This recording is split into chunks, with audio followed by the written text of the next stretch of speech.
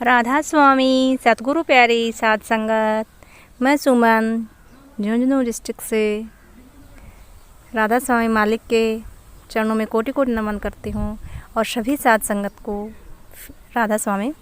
तो आज हम फिर से मालिक की दया के बारे में जानेंगे। मैं बताऊंगी कि मालिक की किस प्रकार मालिक ने मेरे ऊपर मेहर की है, करते रहे हैं और अभी भी कर रहे हैं। मालिक हमेशा साथ ही रहेंगे, उनके बिना तो बिल्कुल कुछ भी नहीं है। तो महाराज जी की मैं एक जो दया मालिक ने एक क्या कई बहुत सी मालिक ने लेकिन जो कृपा की उसके बारे में बता रही हूँ। तो मैंने बीएड की थी बेंगलोर से। बेंगलोर में बीएड करने के बाद जब हमारी ज्वाइनिंग यहाँ पे 2012 में हुई तो मेरी डिग्री वहाँ से नहीं आई थी। फिर मेरे भैया गए तो बेंगलोर तो काफ़ी दूर पड़ जाता है, वहाँ से अर्जेंट मंगवा लिए कि अब 2 दिन में ही चाहिए। तो अब वहाँ से इतनी दूर से लाने तो इतनी ट्रेन या बसेज में जाके तो पॉसिबल नहीं था। फिर भैया दिल्ली से एयरपोर्ट से कि एयर में जाके कि मैं ले आता हूँ, ठीक है। तो मेरे भैया जैसे ही एयर में जाने के तो बीच में फिर जगह आती थी, गाड़ी में बैठे कि एक गाड़ी रात का टाइम हो गया था, 9-10 बज गए थे। और वहाँ से जो सिटी कुछ चलती है ना छोटी गाड़ियाँ, उसमें बैठे तो बिल्कुल कि उसके काले शीशे थे और उसमें बैठ गए। तो कि मैंने सोचा कि एक ही टैक्सी वाला है, लेकिन उसके तो अंदर 2-3 और बैठे थे। और मैं भी उस टाइम पे ध्यान में बैठी, 8-9 बजे का टाइम था रात को। महाराज जी की इतने मतलब मैंने कहा मालिक उसकी रक्षा करना। फिर मेरे को डर लग रहा था, भाई अकेला जा रहा है, पहली बार ही जा रहा है, कभी घबराए नहीं वो। मैं उसके लिए दुआ भैया की सही से सलामत से ले आए। और मेरे आगे बिल्कुल एकदम काला काला सा मतलब ध्यान में यूँ हुआ लगा मेरे को, फिर कुछ भी गड़बड़ तो नहीं है मन में सोचा। मेरे को कुछ नहीं पता था, हालांकि मैंने सोचा यूँ ही हो गया, मैं कुछ नहीं जानती। मेरा मतलब ज़्यादा ऐसा कुछ नहीं है कि मैं एकदम पहुँची हुई सत्संग हूँ, इतना ज़्यादा भी ध्यान नहीं करती। लेकिन फिर भी मुझे एहसास मालिक ने थोड़ा लगा, वो काला काला सा क्या है एकदम से आगे। तो फिर आके बताया भैया ने कि मैं तो उस टाइम पे जो गया तो मेरे को तो ऐसी गाड़ी वो टैक्सी वाला मिला कि मेरे को पता ही नहीं था, इतनी सुनसान जगह पे ले गया, एकदम बहुत ही सुनसान जगह। रात का 8-9 बज गए थे, एकदम सुनसान जगह पे। फिर थोड़ा सा मतलब लोग जहाँ पे पेट्रोल पंप आया दिखाई दे, तो मैंने जोर से बोला कि रोक यहाँ पे, एकदम काले शीशे की। वहाँ पे मालिक की दया से मैंने जो प्रार्थना की, यहाँ पे ध्यान में बैठी हुई थी, उन्हीं की कृपा से हुई है जो उन्होंने गाड़ी रोक ली। नहीं तो उनका उद्देश्य क्या होता है, लूट खसोट करना बस यात्री के साथ। तो मेरे मालिक ने ऐसी दया बख्शी उस टाइम पे भी, मैं क्या बताऊँ। आके बताया कि मैं तो उस टाइम पे कि कुछ नहीं आता, ना मैं आता ना कुछ डिग्री आती। ये ऐसा हादसा हुआ तो वो मालिक ने मेरे को जैसे ध्यान में बैठी थी दर्शा दिया था। लेकिन फिर मैं उस टाइम पे कुछ नहीं समझ पाई थी कि क्या कुछ हुआ है, काला काला सा कुछ हुआ, तो मैं नहीं समझ पाई थी इस बात को। फिर आने के बाद में पता चला कि सब कुछ मालिक ने बचाया। तो मालिक देखो कैसी कैसी दया कर देते हैं। यदि अपन जीव में थोड़ा सा उस रास्ते पे चलते हैं, इस रास्ते पे चलते हैं, तो मालिक कोई भी किसी भी काम की अपनी कमी नहीं रखते हैं, अपने आगे आगे होकर सारा काम करते हैं। लेकिन अपना विश्वास दृढ़ होना चाहिए और एक ही नाम यदि ले रखा तो उसी नाम की लगन रखें, अच्छे काम करें। जो मालिक अपने को दिशा निर्देश देते हैं उसी हिसाब से अपन करें तो किसी काम की कमी नहीं रखते हैं।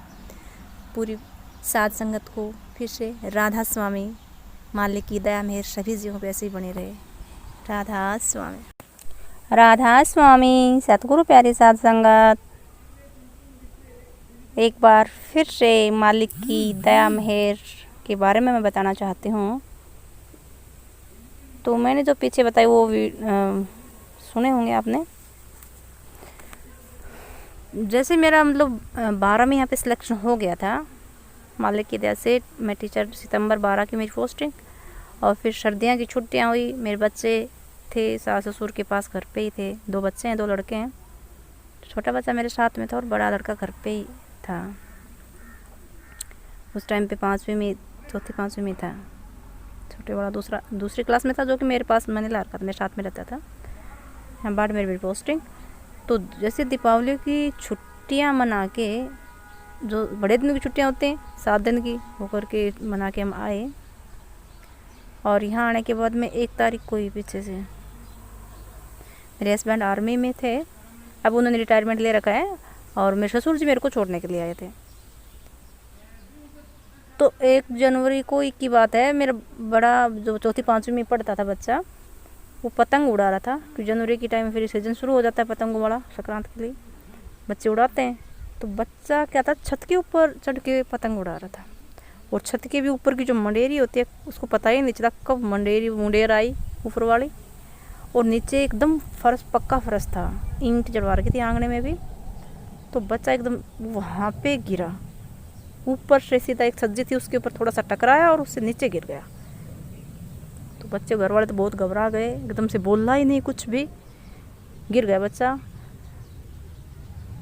एकदम बेहोश हो गया। उसको लेके गए फिर घर वाले, देवर जेठ सभी पड़ोस में से आए, 1-2 जने थे, सभी घर वालों ने खूब सहयोग किया और सब कुछ मालिक की दया से हुआ, जो उन्हीं के सहारे था बच्चा।